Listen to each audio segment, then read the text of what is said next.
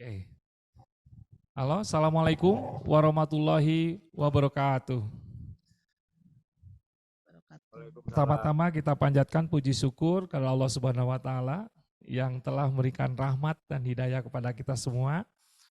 Pada hari ini, hari yang sangat berbahagia, kita melaksanakan webinar program profesi insinyur dengan tema Mengapa perlu program profesi insinyur. Kegiatan ini tentunya sangat didukung oleh pihak universitas maupun sekolah pasca sarjana. Untuk itu kami mengucapkan terima kasih kepada Bapak Warek 1, Bapak Profesor Dr. Arif Kartasasmita PhD, kemudian Bapak Dekan Sekolah Pasca Sarjana, Bapak Profesor Dr. Setiawan PhD.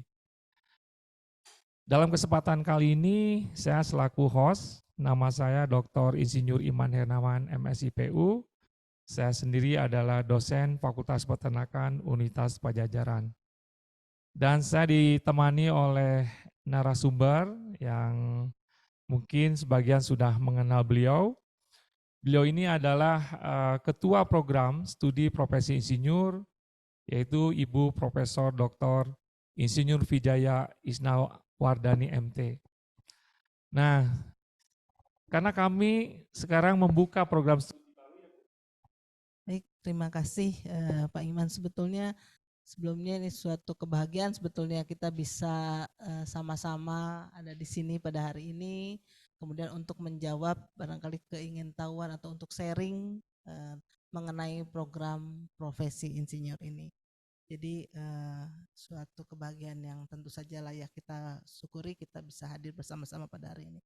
Jadi terima kasih Pak Iman. Sebetulnya Pak Iman Hernawan ini adalah senior dosen senior dari peternakan juga bidang keinsinyuran, dan beliau itu adalah pengurus wilayah perkumpulan insinyur dan sarjana peternakan untuk wilayah Jawa Barat. Jadi sebetulnya lengkap pada hari ini. Jadi saya dari teknik geologi, kemudian Pak Iman dari peternakan. Sedikit barangkali saya sampaikan saja ya Pak Iman, kenapa kita ini perlu untuk insinyur. Jadi kalau kita lihat, kita akan barangkali nanti saya akan menyampaikan 3 section, 3 segmen. Jadi bagaimana mengapa perlu jadi insinyur, kemudian bagaimana sih untuk menjadi insinyur itu, dan bagaimana program insinyur yang di Unpad.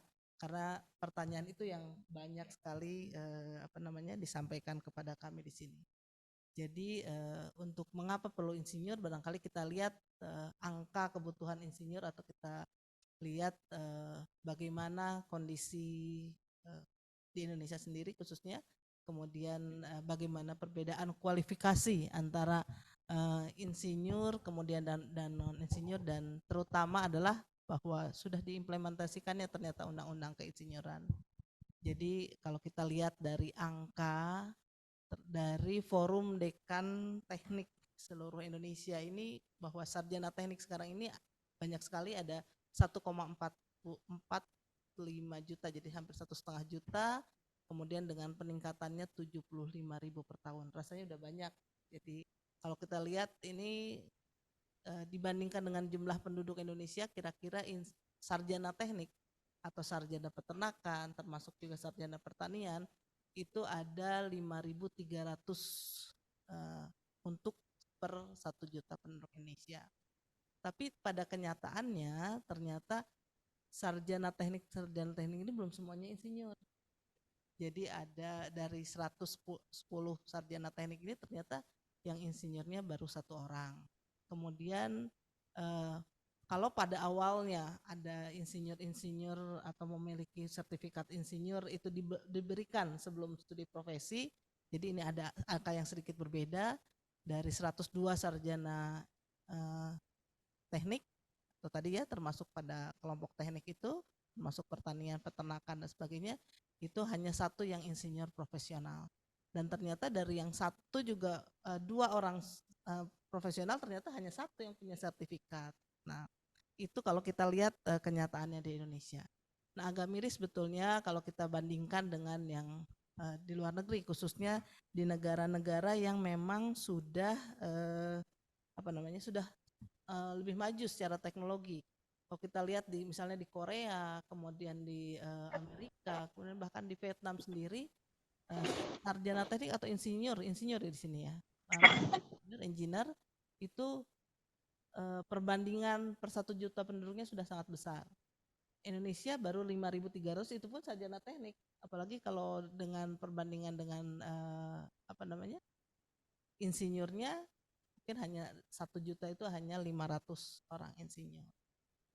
Nah, padahal kita tahu sendiri dalam melaksanakan program pemerintah, sebagaimana yang disampaikan oleh Wakil Presiden, jadi Indonesia itu sebetulnya memerlukan 260.000 insinyur. Sekarang itu baru terpenuhi, baru ada 16.774 orang insinyur. Padahal kita juga menyadari bahwa untuk untuk percepatan pembangunan itu harus punya SDM yang menguasai pengetahuan, kemudian kemampuan kerja, kecakapan untuk mengelola sumber daya alam dan pemerintahan, pengambilan keputusan, kemudian mendorong peningkatan iptek dan juga meningkatkan nilai budaya bangsa. Jadi, nah itu tadi, jadi sangat jomblang sebetulnya, sangat dibutuhkan para insinyur-insinyur. Kemudian kalau kita lihat dari sisi kualifikasi, nah dalam kerangka kualifikasi nasional Indonesia, sarjana S1 itu pada level 6 atau teknisi atau analis masuknya.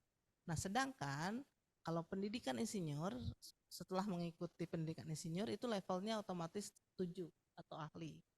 Nah, kemudian apalagi setelah insinyur ini nanti kita bisa menjadi anggota PII, kemudian bisa otomatis bisa memiliki sertifikat kompetensi atau surat tanda register insinyur. Kemudian juga kita bisa mengajukan mengisi FAIP, mengajukan sertifikat profesi, bisa menjadi insinyur profesional pratama, IPP, IPM atau IPU yang sudah memiliki, biasanya sudah memiliki masa kerja 7-9 tahun lebih, itu bisa IPU. Nah, bisa naik ke standar kualifikasi 8, 9 yang tentunya ini berpengaruh pada honor barangkali, kemudian jenjang karir, kemudian tunjangan dan sebagainya. Dan terutama adalah sebetulnya perebutan juga pada wilayah lapangan kerja.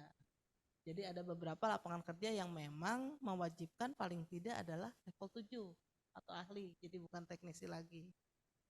Nah, itu barangkali untuk kualifikasi. Ini ya sesuai dengan. Kemudian, nah yang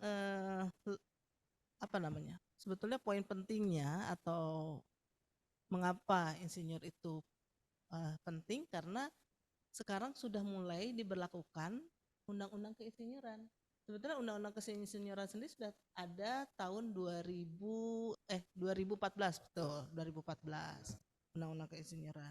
Nah, tapi baru efektif diterapkan 2022 sebetulnya kalau di bidang kami khususnya. Nah, kita lihat dulu sedikit peraturan perundang-undangan. Peraturan, kita tahu undang-undang itu kan peraturan tertinggi, padahal keinsinyuran sendiri sudah diundang-undangkan. Kemudian pelaksanaannya ada PP, Perpres, Permen, dan Kepdikbud. Nah, mengenai keinsinyuran ini aturannya sudah jelas. Jadi diundang-undangkan di Undang-Undang Keinsinyuran sendiri, kemudian pelaksanaannya juga diatur dalam peraturan pemerintah dan seterusnya. Kemudian, bahwa di Undang-Undang Keinsinyuran, jadi praktik keinsinyuran itu harus seorang insinyur yang mempunyai tanda registrasi insinyur. Nah, tadi surat registrasi insinyur ini sudah mulai dibenahi, khususnya atau ditutup di Mei 2025 jika seseorang itu belum mengikuti profesi insinyur. Jadi tidak boleh lagi memiliki surat tanda registrasi insinyur. Yang sudah pun memiliki tapi belum mengikuti pendidikan profesi insinyur, itu hanya berlaku 5 tahun dan tidak bisa diperpanjang. Jadi untuk memperpanjang harus memiliki. Nah, kalau kita melanggar undang-undang itu ternyata ada sanksi. Nah, kalau suatu pekerjaan dilakukan oleh seorang yang bukan insinyur, itu dikenakan sanksi pidana atau sanksi denda. Kemudian kalau seorang yang bukan insinyur, apalagi ternyata membuat kesalahan sehingga membuat kecelakaan, kegagalan pekerjaan dan sebagainya, ini juga pemberian sanksinya berat 10 tahun penjara dan jadi padahal kalau yang seorang insinyur yang memiliki tugas dan memenuhi standar keinsinyuran itu pemberian sanksinya akan lebih ringan. Dan kemudian juga sekarang yang melakukan praktek insinyuran tanpa memiliki registrasi insinyur itu akan kena sanksi, jadi pekerjaannya diberhentikan. Jadi tidak boleh, jadi ada peringatan tertulis, kemudian pekerjaannya diberhentikan. Nah, melihat ini nanti ke depan tidak ada perusahaan-perusahaan yang mau mempekerjakan kalau yang belum punya sertifikat insinyur. Gitu. Nah, padahal tadi mulai 2023 surat tanda registrasi insinyur ini hanya dapat diperoleh oleh seseorang yang telah menyelesaikan studi profesi insinyur. Nah, kalau kita lihat mulai nih di beberapa perusahaan lowongan pekerjaan itu sudah dituliskan bahwa harus insinyur minimal IPM, IPP, kemudian juga karyawannya juga harus punya sertifikat profesi. Kemudian di karyawan di perusahaan tadi di perusahaan swasta, kemudian juga di perusahaan milik pemerintah, institusi pemerintah juga harus memiliki tanda registrasi insinyur. Konsultan perorangan juga harus harus memiliki sertifikat insinyur. Nah, bahkan di beberapa ini untuk tender pun, untuk tender suatu pekerjaan itu sudah diwajibkan bahwa seseorang untuk memenuhi untuk bekerja di bidang keinsinyuran itu dia harus memiliki minimal sertifikat insinyur profesional madya misalnya dalam tender atau dalam pekerjaan-pekerjaan paket. Kira-kira begitu. Nah, sekarang masalahnya adalah kalau tadi kita tahu penting nih untuk kita sangat sadar untuk bahwa sangat penting nih bahwa kita memiliki sertifikat insinyur.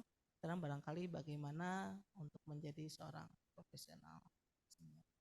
Ternyata untuk bekerja terbatas itu seseorang yang lulusan sarjana teknik terapan, sarjana peternakan, sarjana pertanian dan rumpun keilmuannya, kemudian dari sarjana sains atau sarjana pendidikan yang sudah sudah disamakan ya, disetarakan, itu harus memiliki tadi harus ditambah lagi harus sekolah di PSPPI ini atau program studi pendidikan insinyur sehingga dia bisa bekerja. Nah, untuk memikul tanggung jawab untuk melakukan praktik keinsinyuran itu bahkan harus memiliki tambahan lagi adalah surat kompetensi insinyur, yaitu surat tanda registrasi insinyur dan surat sertifikat insinyur profesional yang IPM, IPU. Jadi mungkin ringkasnya begini. Jadi seseorang yang sudah sarjana teknik terapan, sarjana peternakan, sarjana pertanian, kemudian dia perlu mengambil program profesi insinyur yang diselenggarakan di perguruan tinggi, sehingga nanti di depan namanya ada tertulis di tambahan nama IR. Nah ya, insinyur itu. Insinyur nanti dicatat oleh PII, nanti berhak mendaftar anggota PII, kemudian berhak mendapat surat tanda registrasi insinyur atau STRI. Nah, dari sana tahap selanjutnya oleh PI boleh mengisi formulir aplikasi insinyur profesional sehingga di belakang nanti akan memiliki surat registrasi atau surat insinyur profesional, bisa IPM, bisa IPP atau IPU tergantung dari tadi pengalaman bekerja, kemudian pengalaman publikasi dan sebagainya. Nanti IPP, IPM atau IPU ini ditulis di nama belakang. Jadi runtutannya begitu. Jadi nanti ST-nya tidak hilang, tambah insinyur, tambah di belakangnya IPP, IPM dan sebagainya. Nah, kalau kita lihat ternyata dulu ternyata rasanya kita sudah insinyur gitu ya. Tapi ternyata kalau kita lihat di ijazah kita tuh nggak ada tulisan insinyurnya, hanya tulisannya sarjana aja ya, sarjana betul. Untuk. Nah, ini setelah itu tadi ya dari pengalaman, kemudian pengalaman profesi, kesarjanaan dan sebagainya kita bisa mengisi FAIP sehingga kita bisa ditentukan apakah kita itu pada level pratama, madya atau barangkali itu Pak Iman saya kembalikan nanti kita pas ke belakang bagaimana. Terima kasih Bu Prof. Wijaya, tadi pemaparannya sangat jelas, tegas ya. Kemudian saya melihatnya ini kalau kita bicara tentang keinsinyuran, ini banyak manfaatnya Bu ya. Yang pertama dari sisi salary itu bisa lebih tinggi dibandingkan kalau misalkan hanya sarjana saja. Ya, Ya, karena seperti level itu. kompetensinya lain. Lain ya Bu ya? 6 dan 7. 6 dan 7 Teknisi ya? dan ahli. Pak. Iya, oke. Karena ini juga menjadi problem kita Bu ketika, ini kalau kami ya dari peternakan, itu kelihatan ketika kita bekerja di sebuah perusahaan, antara dokter hewan yang profesi, kemudian kita sarjana, memang secara salary kita lebih rendah dibandingkan dengan dokter hewan. Itu bisa wajar karena memang tadi dari sisi levelnya lebih tinggi ya profesi itu dibandingkan dengan seorang sarjana. Ini pertanyaan Bu nih ya, sebenarnya tadi sudah disampaikan, tapi ini untuk penegasan kembali lah Bu ya. Ini tadi ada yang WA, ini kami dari dosen nih, gitu ya. Kalau misalkan kan sudah ada yang tanda kutip ya Bu ya, ada yang memang sudah bekerja lama begitu ya, kemudian tidak ada kesempatan untuk, kan kalau tidak salah sistem pembelajarannya ada 2 Bu ya, yang nanti akan disampaikan atau bisa ditanyakan sekarang Bu? Boleh. Silakan Pak. Oke. Mau ditanyakan atau mau dititip boleh. Oke, ditanyakan ya Bu ya? Iya, silakan. Itu kan ada 2 Bu ya sistemnya Bu ya. Nanti ada RPL dan reguler. Tadi ada yang nanya Bu, gitu. Apa sih sebenarnya sistem pembelajaran RPL dan reguler? Kemudian berapa lama yang ditempuh waktunya? Mangga Bu, silakan. Baik, terima kasih Pak Iman. Jadi pendidikan seorang dosen ya. Jadi tadi atau bidang dalam apa namanya keinsinyuran ini ada bermacam-macam ya. Termasuk salah satunya pendidikan. Jadi ada infrastruktur, kemudian peternakannya juga ada rekayasa, kemudian dan sebagainya, itu banyak bidangnya. Kemudian termasuk pendidikan. Nah tadi saya sampaikan bahwa implementasi dari undang-undang keinsinyuran itu sudah mulai bertahap dilakukan dan mulai secara intensif dilakukan dari 2022 itu sudah mulai.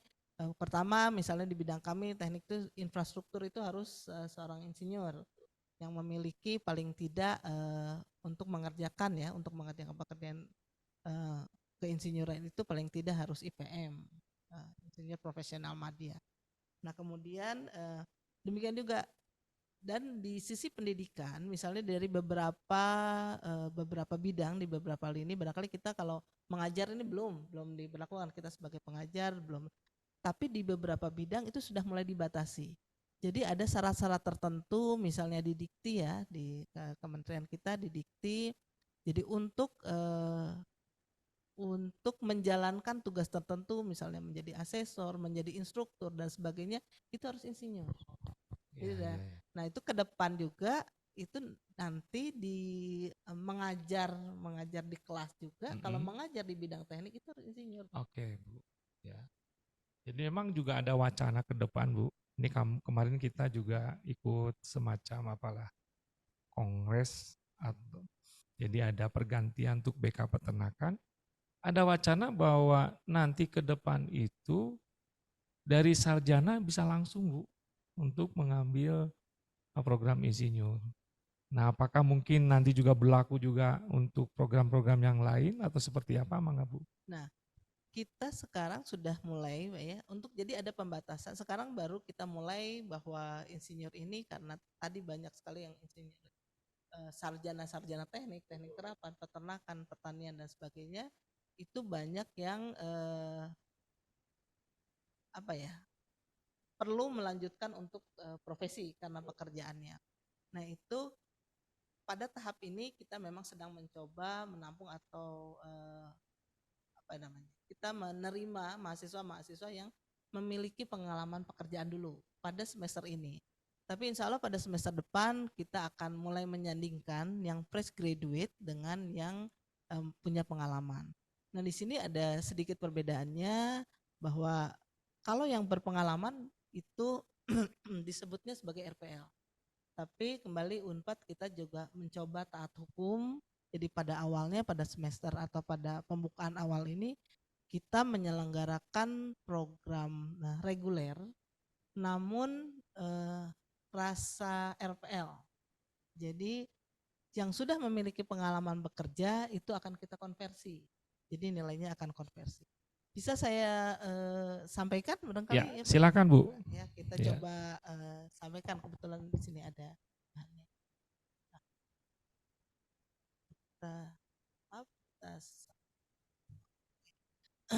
Barangkali bagaimana untuk program profesi insinyur di Unpad. Kita tahu juga Unpad ini kebetulan termasuk pada ranking yang cukup bagus juga untuk world class university dan termasuk universitas yang memang favorit gitu. Nah, setelah melihat juga jumlah lulusan, kami rasa kita juga sudah cukup.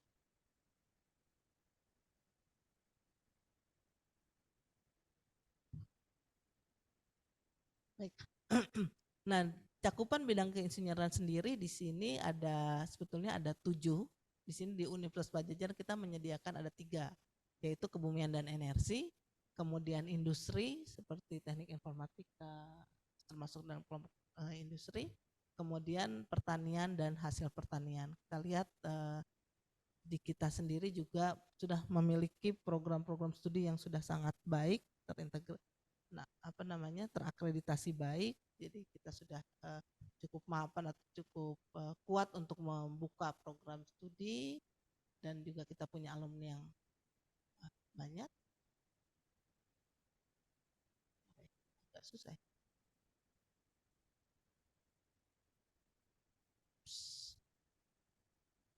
Selain itu juga kita tentu saja punya dosen Unpadnya sendiri juga sudah banyak yang berprofesi insinyur.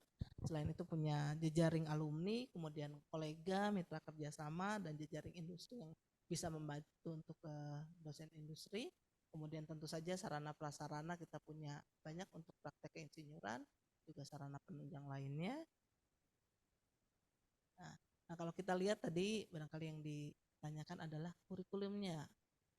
Ini adalah profil kurikulum Unpad karena memang insinyur atau profesi ini lebih menekankan pada keterampilan. Di sini kita lihat keterampilannya banyak Pak. Jadi capaian pembelajaran nanti sikapnya ada 2, pengetahuannya 3, kemudian keterampilan umum dan keterampilan khususnya yang mendominasi karena itu adalah koridornya dari studi profesi.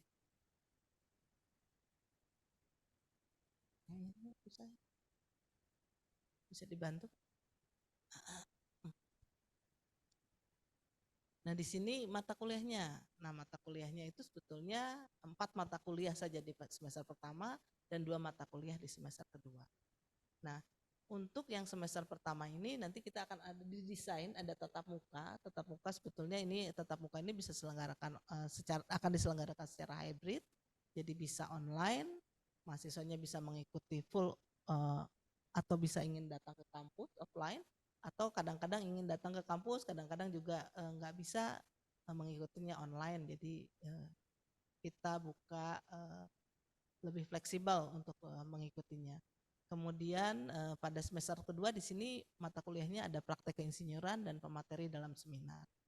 Tadi kembali kepada dosen, kemudian juga alumni yang sudah punya pengalaman kerja dan sebagainya. Sebetulnya kan praktek keinsinyuran dan pemateri ini sudah sering dilakukan. Jadi ini bisa dikonversi. Nah, cuma kita punya nanti aturan-aturan bagaimana mengkonversi untuk praktek keinsinyuran. Next. Lanjut saja. Nah ini jadi domain pembelajarannya tadi sudah disesuaikan dengan level 7 KKNI selanjutnya. Kemudian ada level keterampilan khususnya. Selanjutnya. Nah, di sini SKS-nya. SKS tatap muka itu sendiri hanya 6 SKS karena aturan dari pemerintahnya itu maksimum 30% tetap muka dengan di kelas dengan dosen pembimbing. Jadi kita di sini 25% dengan tatap muka itu 6 SKS kali 16 pertemuan sekitar 80 jam. Nah ini tadi saya sampaikan bisa disesuaikan hybrid, bisa diikuti mahasiswa secara offline, gabungan online offline atau full online. Kemudian prakteknya sendiri adalah 18 SKS. Dalam aturannya bahwa untuk satu SKS praktek itu 170 menit. Jadi itu sekitar 816 jam. Itu 4 bulan bekerja lah kalau untuk praktek. Nah, kalau memang sudah memiliki tadi 4 bulan bekerja, kemudian ya tinggal laporan, terus kita pembimbingan, nanti tinggal ujian.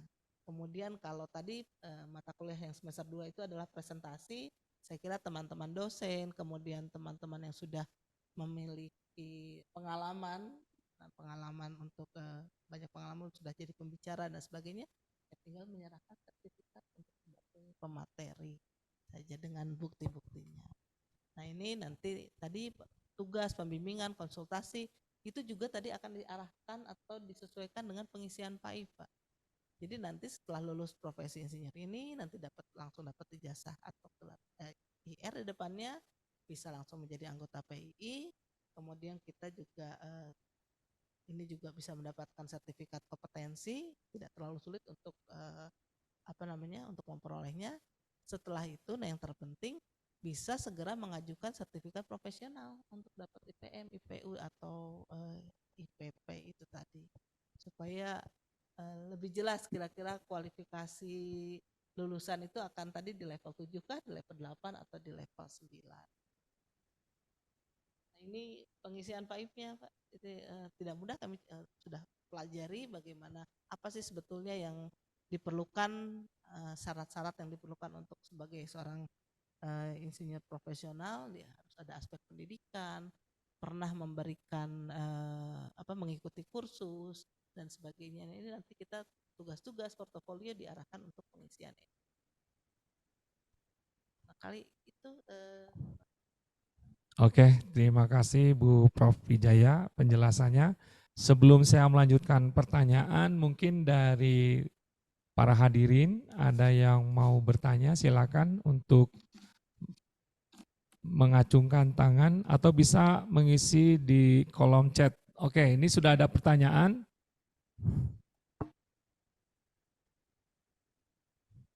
Ya.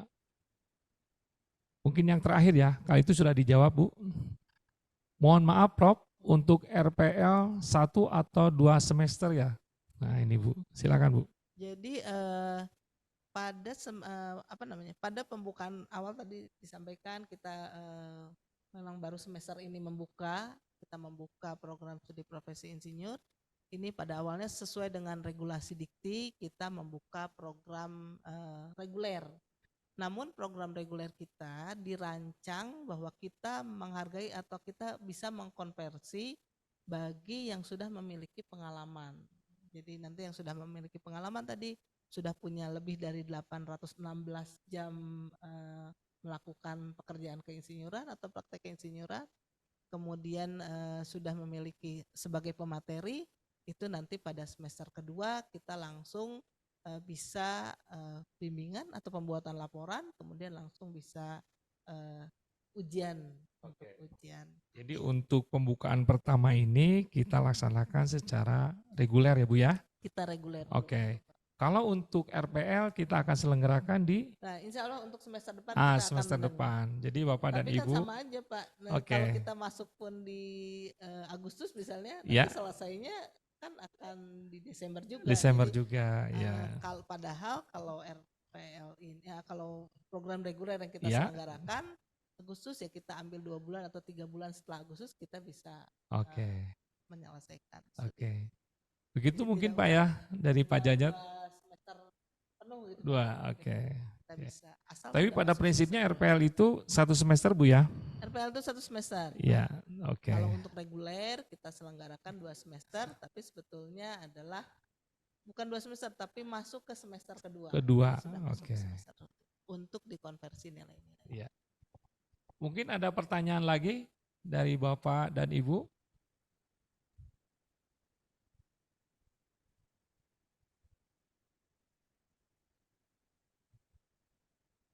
Nah ini dari Pak Ansori, siang Prof, izin bertanya, sesuai dengan bagan level tadi S1 itu 6, insinyur itu 7, S2 8 dan seterusnya. Apakah jika sudah S2 tidak perlu mengambil sertifikasi insinyur lagi Bu? Oke. Kalau untuk level kompetensi, untuk S2 itu memang di levelnya 8. Tapi untuk pekerjaan tadi kembali lagi kita ada undang-undang keinsinyuran. Jadi untuk melakukan pekerjaan keinsinyuran itu harus dari profesi insinyur. Ibaratnya mungkin seperti dokter ya. Seorang sarjana kedokteran boleh saja tidak mengambil profesi dokter, tapi dia nggak bisa praktek, tidak menerima pasien dan sebagainya. Tapi kalau misalnya tapi dia boleh mengambil S2 dengan level kompetensi, nanti di S2 itu akan diakui 8. Hanya di sini perjenjangannya apabila nanti tadi ya, Bapak sudah S2 berarti kan sudah memiliki masa kerja sebetulnya ya, sudah punya masa kerja atau sudah melakukan praktek keinsinyuran atau sudah. Nah, itu bisa digabungkan, bisa nanti levelnya kan serendah-rendahnya adalah level 7. Tapi bisa juga ternyata nanti dalam prakteknya profesi itu ada batasan-batasan kita melakukan pekerjaan. Jadi kalau saya bisa membantu ya Bu ya menjawab bahwa level 7 ini adalah profesi berkaitan dengan kewenangan Bu. Jadi ada kewenangan-kewenangan yang memang harus salah satunya bergelar insinyur profesi seperti itu Bu. Seperti tadi dikatakan bahwa untuk dokter kalau dia ingin mengobati kan dia harus berprofesi sebagai dokter. Artinya dia harus menempuh pendidikan profesi dokter. Sama halnya dengan keinsinyuran. Seperti itu Bu ya. Oke, berikutnya adalah dari Pak Tony Askrindo. Izin bertanya Prof, saya Tony alumni Ilmu Tanah Unpad, untuk perkuliahan reguler profesi 7, insinyur apakah harus offline, tatap muka di Bandung atau Jatinangor, atau bisa di perkuliahan secara Zoom online, mengingat saya bekerja di Jakarta. Bangga Bu. Baik, terima kasih Pak Tony. Jadi untuk tadi disampaikan kita metode pembelajarannya adalah hybrid. Jadi hybrid itu dosen diutamakan akan ada di kelas. Jadi mahasiswa yang ingin bergabung di kelas ada dosennya di kelas. Tetapi bisa juga dilaksanakan secara offline full. Jadi nggak bisa saya, apalagi yang bekerja di site ya, di mana yang tidak memungkinkan untuk datang, itu boleh full online. Atau barangkali yang tadi bekerja di lapangan, kebetulan ada waktu-waktunya libur, saya pengen datang ke kampus, itu juga boleh kadang-kadang datang ke kampus, tapi semua tatap muka, kemudian semua ujian itu akan dilaksanakan secara hybrid. Jadi ujian nanti juga pada waktu tes penerimaan bagi teman-teman yang sudah mendaftar, itu akan ada tes. Nah tesnya, saya mau tesnya dari tempat pekerjaan ya, karena nggak bisa hadir di sini, tidak apa-apa. Tapi kami di sini melakukan tesnya ada di kampus. Kami yang mengujinya ada di kampus, memberi nilai ada di kampus, tapi silakan teman-teman yang memang bekerja, karena pada prinsipnya studi profesi ini, studi profesi keinsinyuran khususnya, itu boleh dilakukan oleh pertama yang memang sedang studi lanjutan. Jadi nggak apa-apa, sedang studi S2, sedang S3, terus sekaligus ambil profesi insinyur boleh. Atau yang memang sedang bekerja, jadi nggak apa-apa. Jadi yang sedang bekerja silahkan mengambil studi profesi. Makanya beberapa kemudahan, kita menawarkan juga beberapa flexibility ya, supaya siapapun bisa bekerja atau bisa diakui ke insinyur. Jadi mangga Pak, kalau mau bekerja di Jakarta, kadang-kadang mau datang ke Bandung untuk bergabung silahkan, sibuk dengan pekerjaannya di Jakarta saja secara online. Dan pertemuannya juga akan kita atur. Jadi nanti akan diumumkan nih, pertemuan pertama nanti akan ada narasumber tanggal sekian, nanti silakan nanti kita akan jauh. Dan pemberian tugas dan sebagainya kita usahakan, kita sudah desain untuk ada jadwal waktunya. Jadi mudah bagi Bapak untuk melakukan. Jadi fleksibel Bu ya? Ya, Oke, fleksibel. sip. Berikutnya adalah dari Pak Wisnu Romanto ya. Selamat siang Prof. Wijaya, Perkenalkan saya Wisnu Romanto, alumni Fakultas Teknik Geologi ya, di Fakultas Ibu nih Bu. Ingin konfirmasi Prof terkait dengan keterampilan di lapangan atau praktik kerja baik di tempat kerja ataupun magang. Apakah dari Unpad sudah menyediakan ataukah kita perlu mencari sendiri apabila saya merupakan seorang fresh graduate? Terima kasih banyak Bu, mohon maaf mengganggu waktunya. Baik, terima kasih Mas Wisnu. Jadi tadi ada yang tadi kalau misalnya kita membuka, kalau sekarang kan walaupun fresh graduate juga kita tetap akan memperlakukan untuk yang reguler, kita tetap sistemnya adalah sistem online, kemudian juga sistem kita bisa mengkonversi dan sebagainya, hanya waktu studinya saja barangkali. Nah, khusus untuk yang fresh graduate, berdasarkan persyaratan itu harus mengambil reguler. Jadi yang fresh graduate itu harus mengambil reguler. Artinya tidak dapat dikonversi. Nah, nanti pada prakteknya, pada semester kedua yang betul-betul yang fresh graduate itu pada semester kedua boleh bekerja di mencari atau di proyek yang sudah dimiliki, barangkali kerjasama dengan dosen dan sebagainya. Tapi prodi keinsinyuran juga kita bekerja sama dengan beberapa perusahaan untuk menyediakan tempat magang. Jadi tempat magangnya nanti kita sediakan. Tapi tadi kalau yang fresh graduate memang. Tapi untuk yang non fresh graduate artinya punya pengalaman kerja, sangat dianjurkan atau sangat direkomendasikan untuk mengkonversi saja pekerjaan yang sudah dilakukan sebelumnya. Jadi kita hitung sekian jam kerja sudah memenuhi, berarti tinggal presentasi. Itu mungkin lebih memudahkan bagi yang teman-teman yang mengambil yang sudah memiliki pengalaman kerja dibandingkan dengan harus magang di tempat yang harus setiap hari datang kalau magang mungkin dan sebagainya. Terima kasih. Jadi mungkin begini ya Bu ya, kalau misalkan dia baru lulus nih Bu ya, kemudian bekerja pada bidangnya, itu bisa dikonversi ya Bu ya? Bisa. Oke. Bisa. Jadi sangat fleksibel Bu ya. Ya. Jadi misalkan lulusan dari Ibu begitu dapat pekerjaan di PT Keaneka Tambang misalkan begitu ya, langsung daftar untuk keinsinyuran. Nanti dia selama 2 semester kan sambil bekerja, sambil dia nanti juga ada beberapa pertemuan melalui online begitu ya Bu ya. Nah itu bisa dikonversi dan dia pengalaman dia selama 2 semester dalam artian bekerja di sana itu diakui sebagai praktek magang. Oke, ya, seperti itu. Jadi atau barangkali misalnya masuknya belum kerja nih, terus pada sambil berjalan dapat pekerjaan gitu ya, sudah kita yang hasil kerja itu atau proyek yang terlibat di mana mahasiswa itu terlibat sudah saja di. Oke, iya. Jadi sangat fleksibel ya Bu ya, terkait dengan sistem pembelajaran. Berikutnya dari Hana Nur Aini. Siang Prof, izin bertanya Prof, melanjutkan pertanyaan di atas, sudah S2 dan fokus di akademisi, misalnya sebagai dosen. Apakah perlu mengambil insinyur?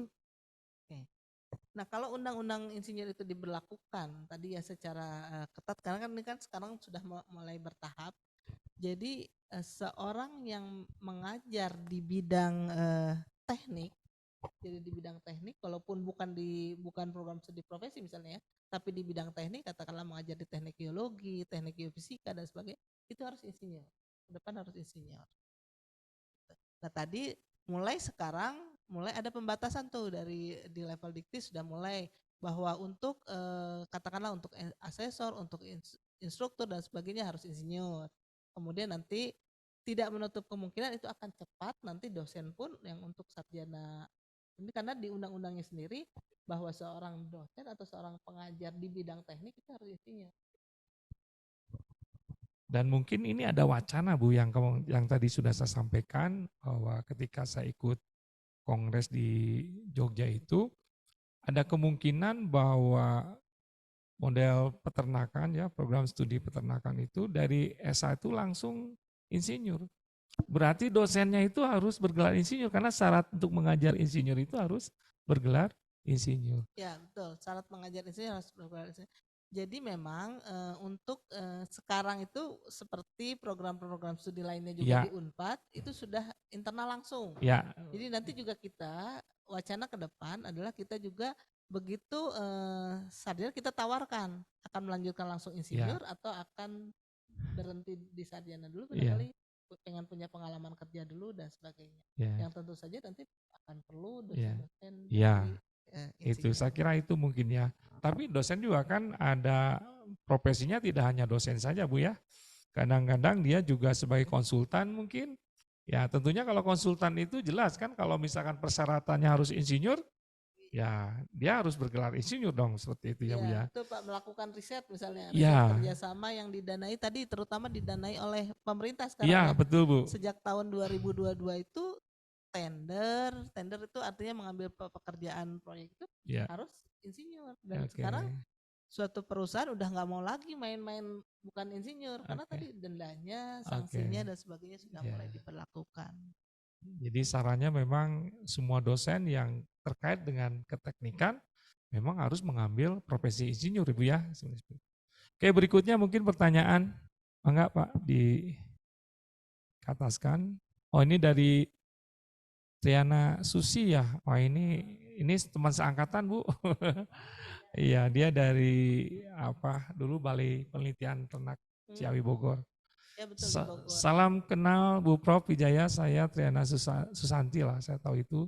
Ibunya Jahra Hanifa, Betul. tuh mahasiswa geologi Bu. Iya, Nah ya, baru itu lulus bimbingan kayaknya. saya. Mahasiswa bimbingan Ibu. Iya. Mohon izin bertanya Prof, apakah terdapat Mahasiswa yang biaya untuk berprestasi. maintenance ke insinyur tersebut? Oke. Untuk biaya per semesternya 6 juta Bu, 6 juta, kemudian ya semester keduanya 6 juta. Terkait dengan Seperti yang maintenance Bu. Jadi kan kita masuk ke anggotaan PI ya. Oh baik. Nah itu. Nah kalau setelah lulus ya Bu ya, kita kan tadi Oke. untuk pendaftaran kita 600.000, kemudian untuk mahasiswa yang berprestasi ada syarat ya IPK dan sebagainya untuk atau sudah bekerja dan menunjukkan prestasi yang baik dalam pekerjaannya itu bisa diberikan surat rekomendasi mahasiswa berprestasi. Nah itu kalau tidak berarti harus mengikuti ada tes TOEFL, kemudian tes akademik, tapi pendaftarannya 6 juta, kemudian masuk 2 semester Bu, 6 juta, kemudian ditambah 6 juta lagi ya Pak ya semester kedua. Nah kemudian untuk setelah itu, untuk mendaftar PI itu adalah setiap tahun kita membayar itu 300.000 untuk menjadi anggota PI. Jadi sudah insinyur itu langsung kemudian mendapat STR itu gratis Bu. Jadi otomatis kita hanya mendaftar menjadi PI. Nah kemudian setelah itu dari pengalaman kerja kita ingin tadi mengajukan sertifikat insinyur profesional untuk mendapat apakah kita tuh IPP, IPM atau IPU. Nah nanti di situ itu karena yang mengelolanya adalah PII, nanti kalau IPP bayar sekian, kalau IPM bayar sekian, kalau IPU bayar sekian, jadi beda-beda Bu. Tapi kalau IPU itu sepengetahuan saya adalah bayarnya saya terakhir tuh 1.750.000 untuk IPU. Jadi setelah dilihat portofolio kita, kita IPP bayarnya sekian, terus IP ya, ya, ya, ya untuk dapat itunya kan. Ya betul Bu. Gitu Bu. Jadi untuk tapi tahunannya setiap anggota PI itu 300.000. Oke. Jadi kalau untuk gelar insinyurnya sih itu kan melekat Bu, karena itu adalah ijazah yang diberikan oleh universitas. Tapi ketika masuk ke profesional, karena kita harus afiliasi dengan Persatuan Insinyur Indonesia, nanti kita akan menjadi anggota dan mereka akan memberikan gelar insinyur profesional Bu ya, yang tadi disebutkan ada IPP, IPM dan IPU. Nah, yang itu yang harus di maintenance, yang memang harus dibayar setiap tahun.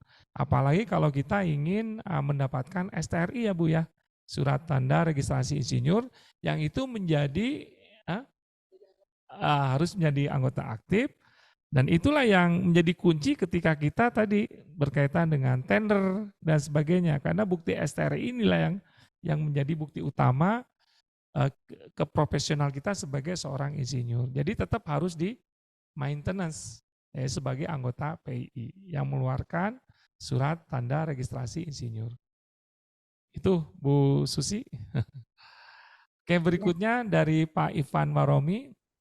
Selamat siang Bu Prof. Wijaya, saya Ivan alumni Geologi Unpad. Kalau untuk ujiannya nanti apakah harus dari PI atau bisa dari Unpad? Dengan badan kejuruan yang sesuai dengan bidang profesional kita, contoh bidang geoteknikal, hidrogeologi, apakah bisa dari Unpad? Bisa menjadi pengujian dengan BK yang sesuai? Seperti itu Bu. Untuk yang mana nih ujiannya? Kalau ujian untuk mendapat gelar insinyur itu kita yang menyelenggarakan Iya, betul. oleh Unpad. Jadi karena tadi kalau sampai insinyur itu ranahnya adalah ranah perguruan tinggi, jadi Unpad. Setelah menyandang gelar insinyur, kemudian tadi mendaftar jadi anggota PII, kemudian nanti STR itu otomatis ya Pak ya, kalau secara aktif kita memang anggota PII nanti diberikan surat tanda registrasi insinyur. Kemudian baru kita untuk memperoleh IPP, IPM atau IPU sertifikat insinyur profesional itu oleh PII. Nah, kalau bidang kebumian dan energi itu ITB kebetulan yang ininya. Ujiannya itu. Jadi tim pengujinya ITB. Kalau yang lain saya kurang tahu tuh. Dari peternakan dari ada BK peternakan ya, Bu, badan kejuruan. Ya. Biasanya ada tim ahli, tim ad hoc yang menilai, nanti yang mengeluarkan sertifikasi insinyur profesional mereka Bu. Jadi ada tim ad hocnya tersendiri setelah menilai dari FAIP-nya itu. Ya. Tapi yang paling tidak kita membantu untuk pembuatan FAIP lah. Jadi FAIP-nya kita support, kita bantu supaya FAIP-nya optimal. FAIP itu apa sih Bu? Mungkin perlu penjelasan ya. FAIP itu formulir aplikasi insinyur profesional. Jadi untuk dinilai apakah tadi seseorang itu layak mendapat atau dikategorikan insinyur profesional pratama atau insinyur profesional madya atau insinyur profesional utama, itu dinilai dari portofolio di FAIP-nya. Nah, FAIP itu adalah atau singkatan dari formulir aplikasi insinyur profesional. Nanti ujiannya oleh PII, karena memang itu ranah PII. Jadi ada 2 kali ujian nih, ujian untuk insinyurnya di Unpad sampai selesai, sampai ijazah, di wisuda dan sebagainya, baru setelah itu kita ke PII.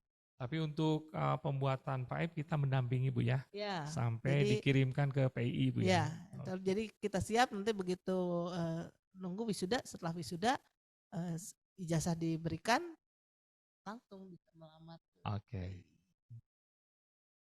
Karena itu perlu keteladanan Pak. Jadi kita kita desain supaya pada minggu ini misalnya katakanlah mahasiswa diminta untuk mengumpulkan ijazah dan membuat ringkasan isi penelitiannya. Jadi skripsinya apa, kalau udah magisternya apa, itu kan perlu dan bukti-buktinya. Jadi kita arahkan, kita fasilitasi supaya nanti pada waktu ngisi FAIP itu udah tinggal copy paste.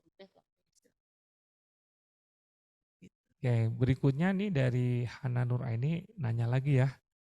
Prof, Apunten izin bertanya lagi, yang mana yang lebih baik didahulukan ya Prof?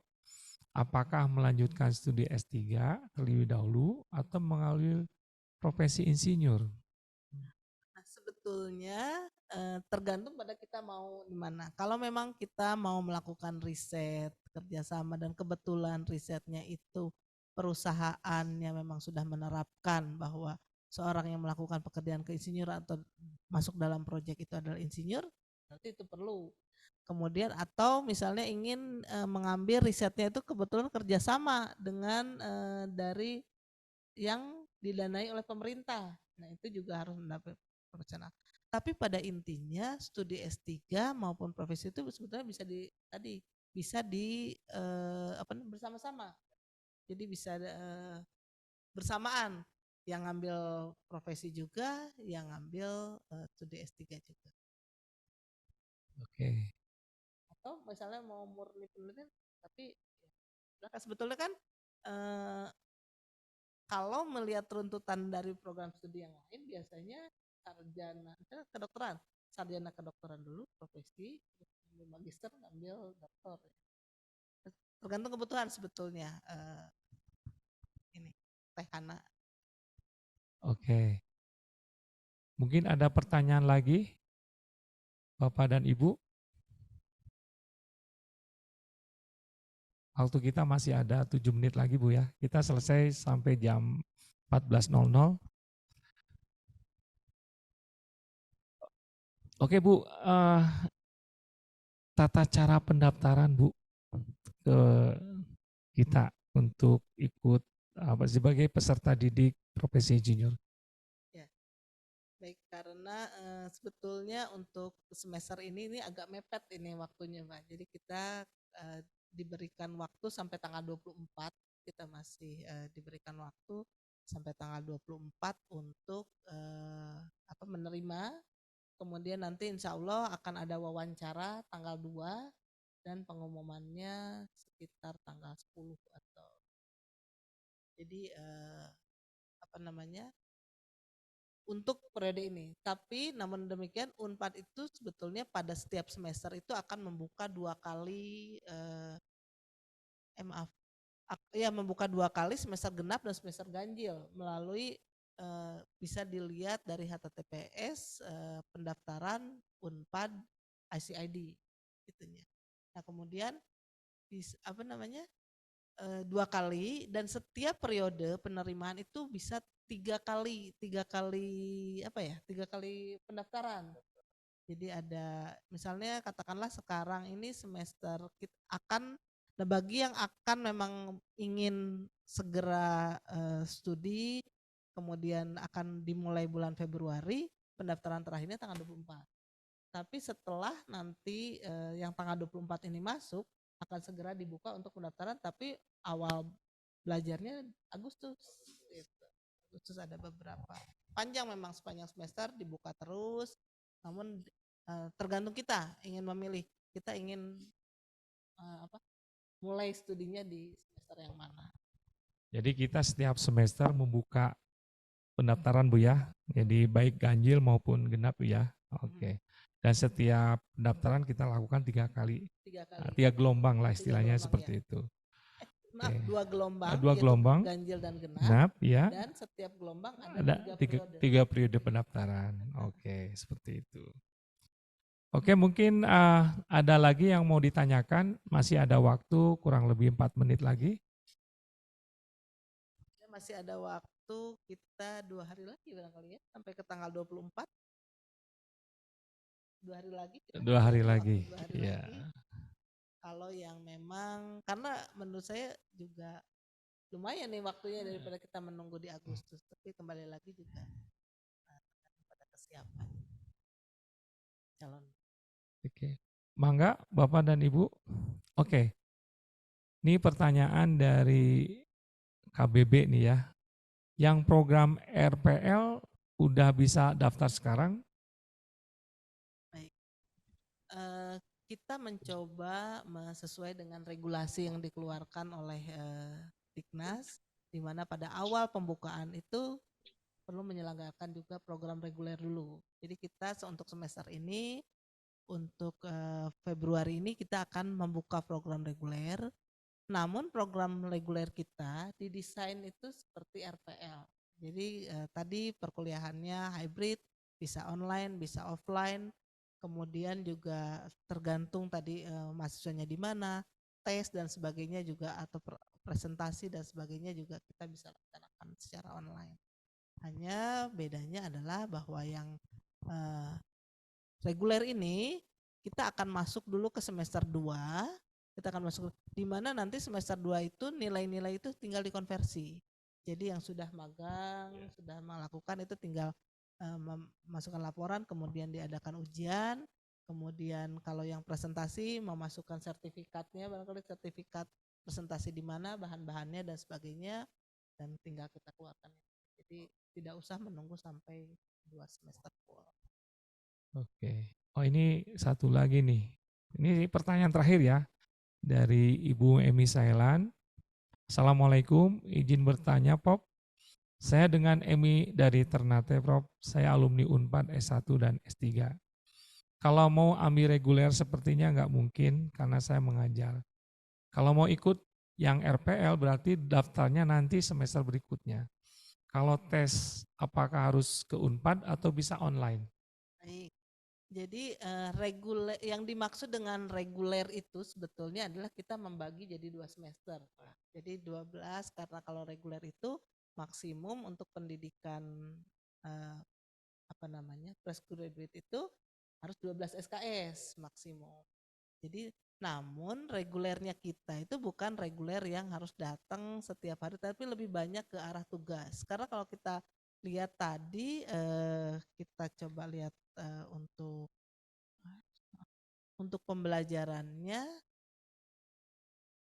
Nah, untuk pembelajarannya sebetulnya adalah banyak prakteknya. Jadi praktek itu yang akan dinilai. Jadi tatap mukanya hanya misalnya pada semester pertama tatap mukanya hanya 3 SKS. 3 SKS itu kita nanti desain ada pertemuan untuk apa namanya? Nanti ada pertemuan, ada narasumber, kemudian alumni yang akan menyampaikan mengenai kode etik, etika profesi, kemudian bagaimana pengalaman profesional insinyuran, bagaimana teori K3L, itu semuanya online, bisa diikuti online. Jadi di mana saja, tidak mengganggu untuk mengajar.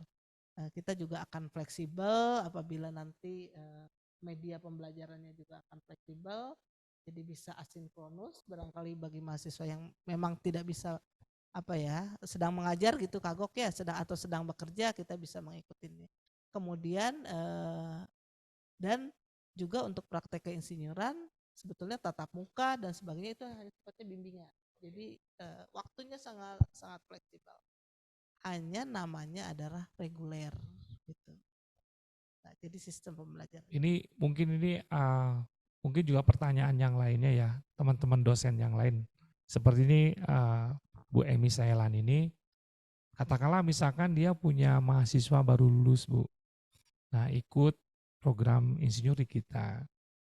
Nah karena ada program online untuk mata kuliah utama yang tadi itu, kemudian selebihnya dia praktek di perusahaan yang ada di Ternate misalkan begitu Bu. Apakah dimungkinkan sehingga dari sisi biaya untuk bolak-balik dan sebagainya kan bisa dihemat? Nah, apakah bisa dengan cara seperti itu atau bagaimana Bu?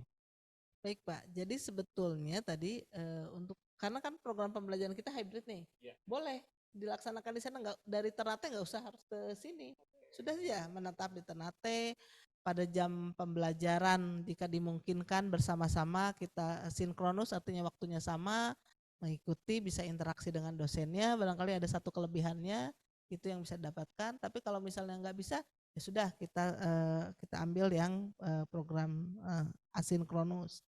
Kemudian tadi selama 1 semester ini sambil bekerja itu sangat bagus. Jadi nanti tinggal proses bekerjanya atau mengerjakan proyeknya itu tinggal kita konversi. Sudah sekian jam kerja, sekian sekian jam pekerjaan. Tadi kalau kita katakan 816 jam bekerja, artinya kalau kita ambil dari Senin sampai Jumat rata-rata sehari itu 8 jam kerja berarti 5 hari 40 jam, artinya kira-kira 4 bulan. 4 bulan ya sudah 4 bulan bekerja, ya sudah tinggal hasil dari apa yang dikerjakan dibawa dan tinggal uji. Jadi boleh saja Pak, sangat-sangat fleksibel karena memang sebetulnya prodi profesi ini memang sangat fleksibel untuk ini. Asal bahwa kita betul melakukan praktek keinsinyuran tadi selama sekian jam, kemudiannya ada tatap muka yang sifatnya sebetulnya adalah pembimbingan dan kita mendengarkan narasumber. Begitu Bu Emi ya, Bu Emi bisa menggerakkan mahasiswanya kalau sudah lulus bisa daftar ke program profesi di kita ya Bu ya, insinyuran, Iya nih. sehingga ya paling tidak lah di sana juga sudah mulai menggaungkan tentang keinsinyuran di daerah Ternate. Alhamdulillah nih Pak, nih ada Siap Pak Iman, insya Iya. Allah. S3-nya juga balik ke sini. Iya. Mudah-mudahan nanti prodi insinyurnya juga. Ini lebih fleksibel Bu, mungkin Ibu juga merasakan S3-nya dulu tidak terlalu ini, tapi pada program profesi ini kita akan memberikan fasilitas mahasiswa dimanapun juga bisa belajar. Saya kira karena waktu kita sudah lebih dari, ada satu pertanyaan lagi. Oke, ini satu pertanyaan lagi ya, terakhir dari Bapak Ali Fahmi. Izin bertanya Prof, saya Ali Fahmi, alumni Teknik Geologi Unpad. Berarti untuk mahasiswa gelombang sekarang ini akan mengikuti pembelajaran 2 semester. Untuk program yang diambil berarti semester 1 reguler, ditambah semester 2 RPL. Biaya yang diperlukan sampai selesai kurang lebih 15 juta. Begini, kalau yang tadinya sudah mengambil reguler, berarti artinya reguler. Jadi semester 1 nanti reguler 6 juta, semester 2 juga 6 juta reguler gitu untuk yang alumni ya, untuk yang alumni Unpad itu. Gitu. Jadi nggak ke RPL gitu, nggak, tapi tetap di. Oke. Jadi karena memang regulasinya bahwa untuk pembukaan sekarang ini halus reguler, maka kita menyelenggarakan reguler selama 2 semester. Di mana biayanya per semesternya 6 juta. Jadi kalau 2 semester berarti 12 juta. Tetapi kalau mau mengambil program RPL, kita lakukan dimulai semester depan. Ya Bu ya. Nah itu biayanya sekitar 9 juta. Dan itu dilakukan selama 1 semester.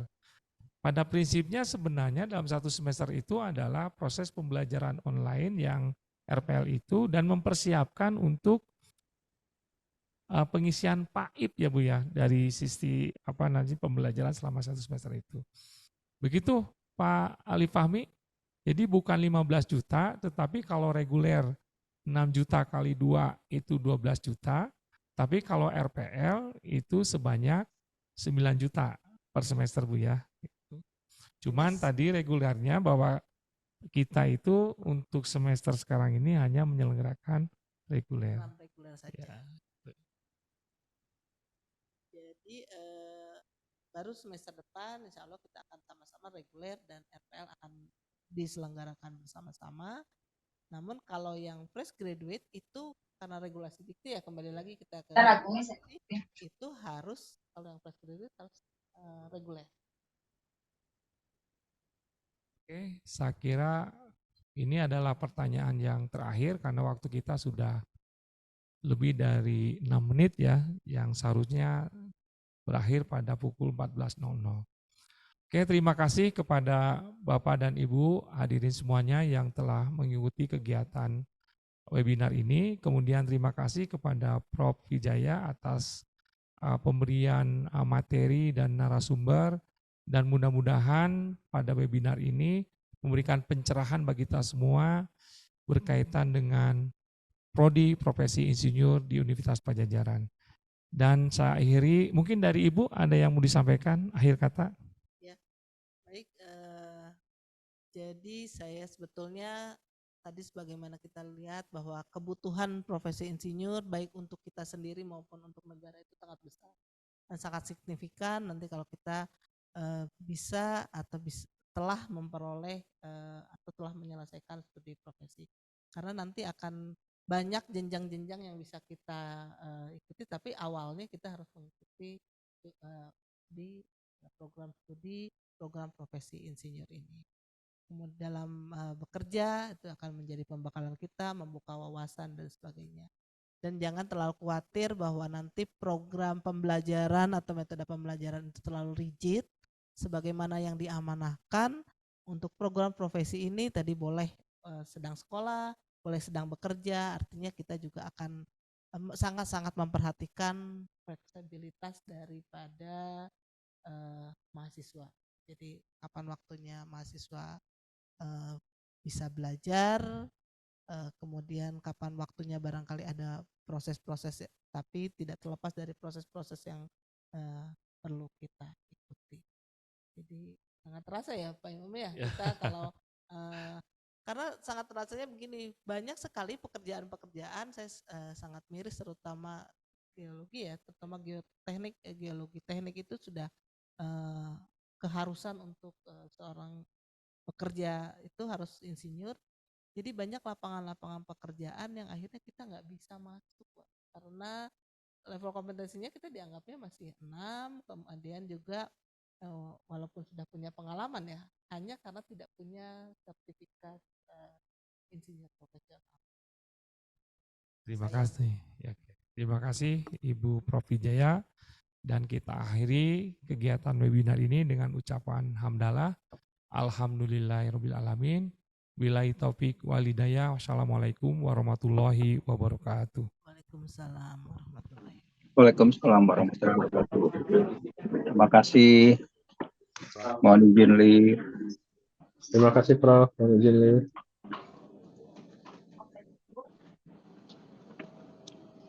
Terima kasih, Prof.